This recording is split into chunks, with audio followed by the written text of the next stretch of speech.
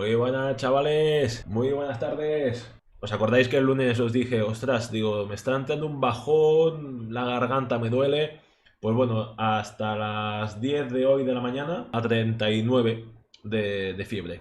Y me estoy recuperando. Esta tarde tampoco lo tenía muy claro, ¿eh? Es que ni con paracetamol bajaba. Mira que yo para tomarme algo así es como, venga, vamos a hacerlo. Pero lo intenté y no había manera de bajarla. Pero bueno, oye, parece que ahora ya algo mejor. Parece que hemos llegado a poder hablar un poco sobre lo que quería hablar hoy, que son los umbrales. ¿Qué son los umbrales y cómo mejorarlos, ¿no? Cuando queréis salir a correr, vais a hacer un trabajo aeróbico, con componente aeróbico, se tienen que definir una serie de zonas, ¿no? Se conocen como la zona 1, la zona 2, la zona 3, la zona 4, la zona 5. Hay algunos autores que le ponen nombres no Z1, Z2, sino le ponen nombres algo más específicos. Bajo mi punto de vista, hay zonas o hay formas de ajustar las zonas de entrenamiento que priorizan un umbral y al otro lo dejan un poco marginado. O lo abarcan en una zona muy amplia. Cosa que a mí me interesa bastante saber o estimar, mejor dicho, dónde están esos dos umbrales. Ya hemos dicho que hay dos umbrales. Y eso tiene que quedar claro. Umbral. ¿Qué es un umbral? Un umbral es una zona, es un rango. ¿Vale? Es un rango, no es un punto en concreto. Hablo de una zona que tiene un principio y un final. No podemos pensar de que siempre vamos a ir clavados en una zona en concreto. Esas zonas se mueven. ¿Y por qué se mueven? Por el entrenamiento. El único objetivo que persigue el entrenamiento aeróbico es mejorar esos umbrales. Principalmente los dos. Vais a ver que están muy relacionados. Como sucede con las zonas de entreno, que cada autor le pone su nombre, a los umbrales cada uno le pone sus nombres. Y creo que hay dos nombres que son los más utilizados y los que más dificultades en su comprensión o más confusión provocan. Umbral anaeróbico, ¿vale? Y el umbral aeróbico o umbral láctico. Son muchas nomenclaturas que es posible que nos lleven a malinterpretación. Yo lo que intento siempre cuando voy a dar clase es explicar que hay dos umbrales y uno está antes que el otro. Por lo tanto, le ponemos umbral 1 y umbral 2. Se acabó. Esos dos umbrales los definimos como primer umbral y segundo umbral. Y ahí pasan una serie de cosas, ¿vale? Vamos a intentar profundizar ahora un poquito. Antes de hablar un poco de lo que pasa, quiero que entendamos lo siguiente. Las pulsaciones, ¿por qué suben? ¿Cuál es el motivo principal de que suban las pulsaciones? Voy a coger un poquito de agua que tengo aquí, que si no me voy a quedar sin voz. El músculo demanda energía.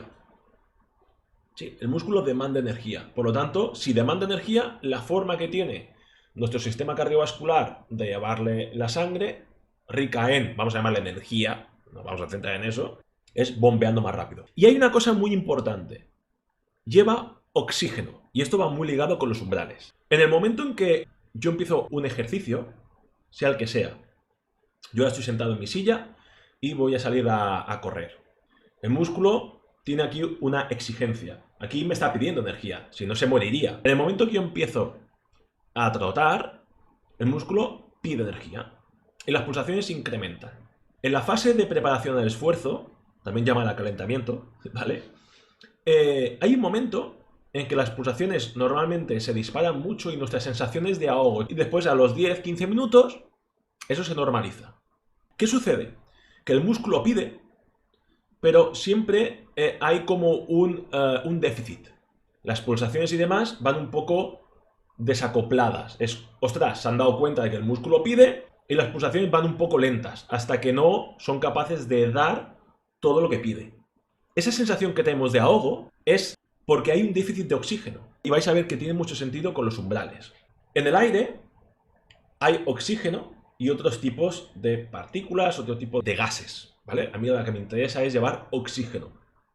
Cuando hablamos de V2 max, el V2 max es volumen de oxígeno máximo, es la cantidad de oxígeno que soy capaz de coger del ambiente, transportarlo, ¿vale? Por difusión pulmonar y demás, transportarlo hasta la célula, que llegue a la mitocondria y que ese oxígeno se utilice para obtener energía.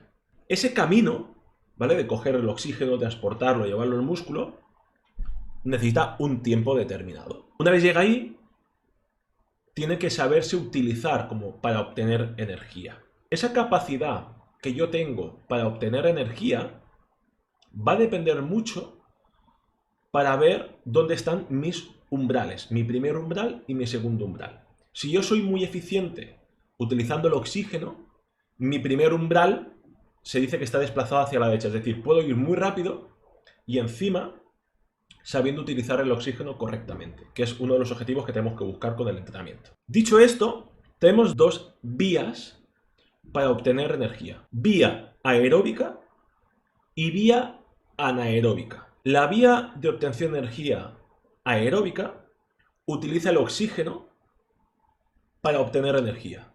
La vía anaeróbica no utiliza oxígeno, aunque haya oxígeno. Esto que parece una chorrada es importante que lo tengamos claro.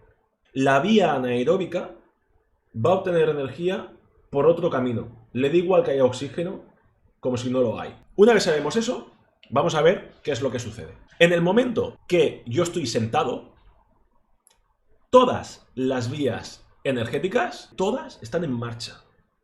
Todas. Tenemos que ver esas vías energéticas como si fuesen potenciómetros de luz. Dependiendo de la cantidad energética que pide el músculo, una vía energética va a estar más en marcha y la otra menos en marcha. Pero todas van a estar en marcha siempre. Normalmente, cuando empezamos en la fase de preparación al esfuerzo, entra el cuerpo como un estado de alerta, emergencia máxima. ¿Qué hacen todas las vías energéticas? A tope. Se ponen todas en marcha. Conforme tú vas entrenando, o ya vas pasando la fase de calentamiento, todo se va regularizando. Es como, vale, pues la aeróbica un poquito más, la anaeróbica un poquito menos y demás. ¿Qué sucede si nuestra capacidad aeróbica es baja? En el momento en que el músculo pida poquita energía, es posible que la vía energética aeróbica pueda hacer frente a esa demanda muscular. Tenemos la vía aeróbica a tope, ¿vale? Y la anaeróbica un pelito. Siempre está aportando algo, siempre. Pero ¿qué sucede si nuestra capacidad aeróbica sigue siendo baja, pero el músculo pide más? ¿Vale? Cambio el ritmo y voy más rápido. Que la vía aeróbica se pone un poquito más al máximo y la anaeróbica hace así. Doy un poquito más de energía. ¿Por qué? Porque mi capacidad aeróbica, la vía aeróbica, no está siendo suficiente, no es eficiente dando. Y por lo tanto, la otra suma. Mi vía aeróbica siempre va a intentar hacer frente a la demanda del músculo, a nivel energético. En el momento en que esa vía aeróbica no sea suficientemente capaz de aportar la energía, va a tener que aportar la anaeróbica. Pero eso no significa que la vía aeróbica deje de funcionar o baje el rendimiento. Ese aporte de energía que nos da la vía anaeróbica tiene un coste desagradable. Primero, la vía anaeróbica, el sustrato principal es la glucosa, el glucógeno muscular.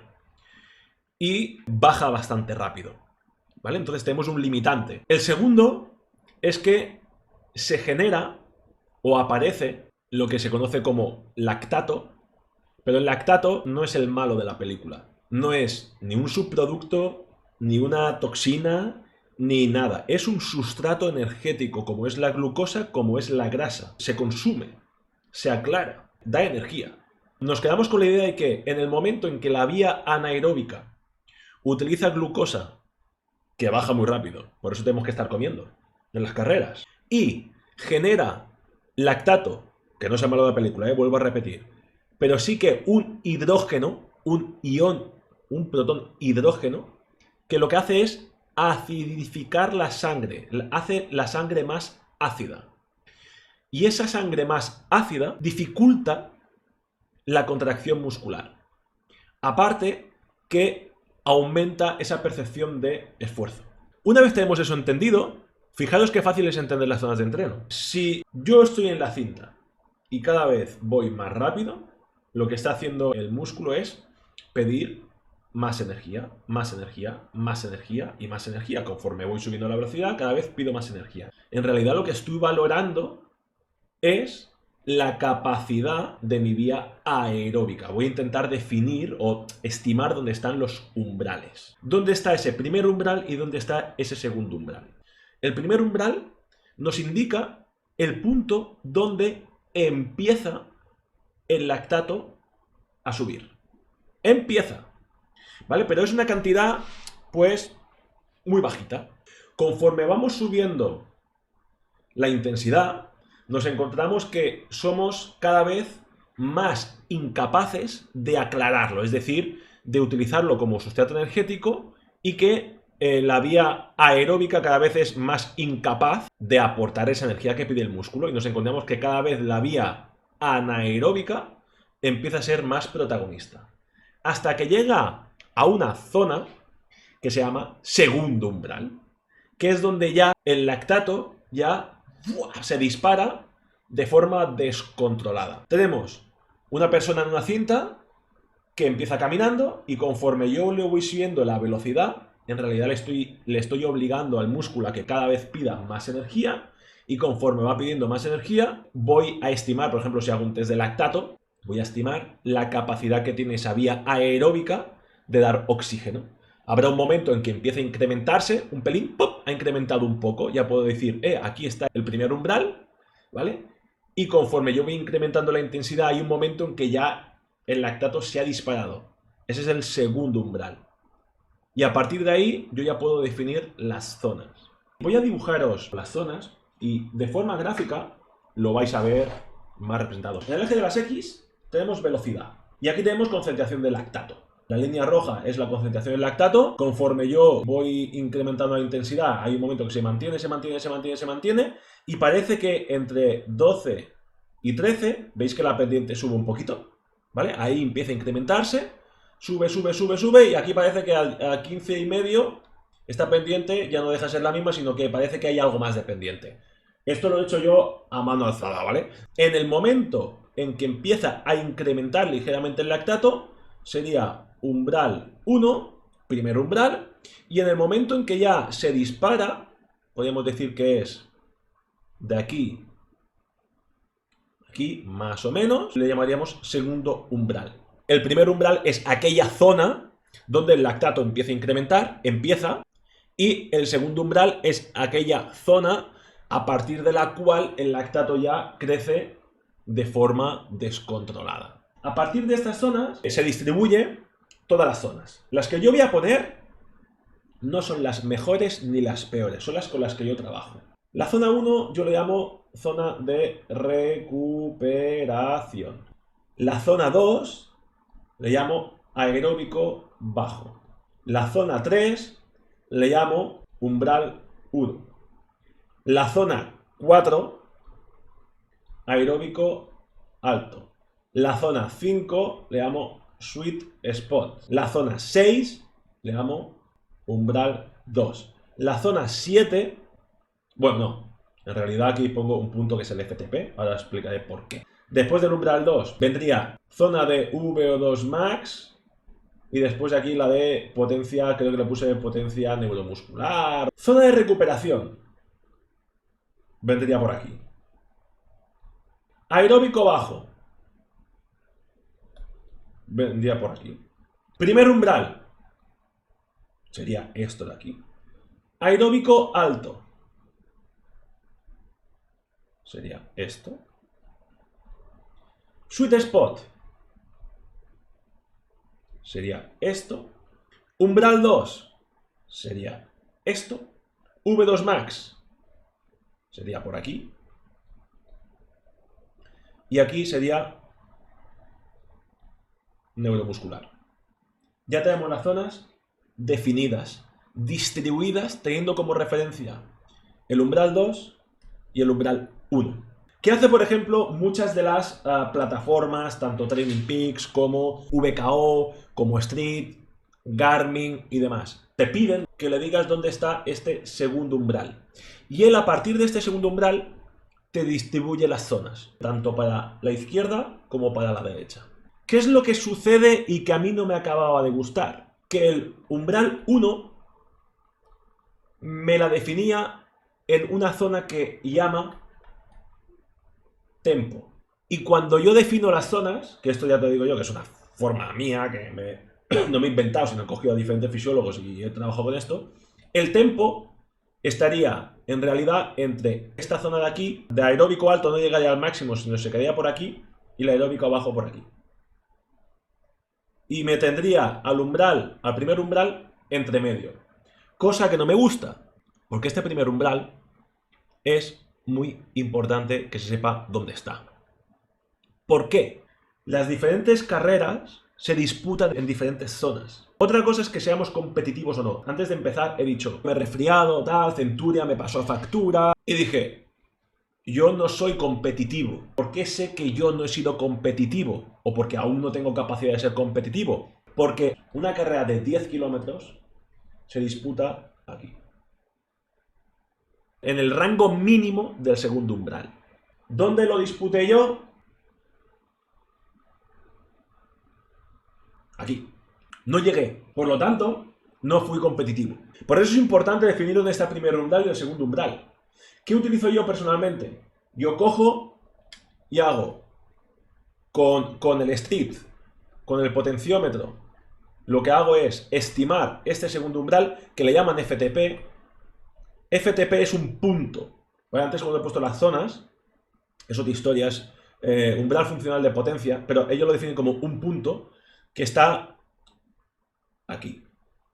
Es aquel punto donde empieza ya. Y luego aquí tenemos este segundo umbral, que es más ancho, ¿no? Es más grande, es una zona. Es muy importante no solamente quedarnos con lo que nos indica la street, bajo mi punto de vista, porque este primer umbral se difumina en esa zona tan grande como es el tempo. Mirad, yo lo que tengo aquí definido son varias zonas. Zona 1, recuperación pasiva, de 159 a 235. Son vatios esto, ¿eh? Estos son vatios. Aeróbico bajo, 235, 260. Primer umbral, 260, 285. Es una zona amplia. Aeróbico alto, 285, 301. Sweet spot, 300, 317. Fijaros en el FTP, de 317 a 320. Son 3 vatios de diferencia. Segundo umbral, de 320 a 345. Lo abro más. En cada una de las zonas podemos estar cada vez menos tiempo. En el segundo umbral, para que os hagáis una idea, atletas altamente entrenados aguantan 1 hora, hora 5, hora 10. Pero claro, en el segundo umbral te encuentras gente que te aguanta 10 minutos. ¿Por qué? Porque está muy adaptado, por ejemplo, a hacer esfuerzos en el primer umbral, en aeróbico bajo. Es cuestión de tener más tiempo en zona. Y cuando digo cuestión de tener más tiempo en zona, no es un mes o 2. Hablo de 1 año, año y medio, 2 años. No tener prisa con los entrenamientos. Ir acumulando tiempos en zona, tiempo en zona, tiempo en zona. Es cuestión de tiempo. Lo que está claro es cómo tengo que mejorar los umbrales trabajando en ese umbral. Oye, chavales, nada.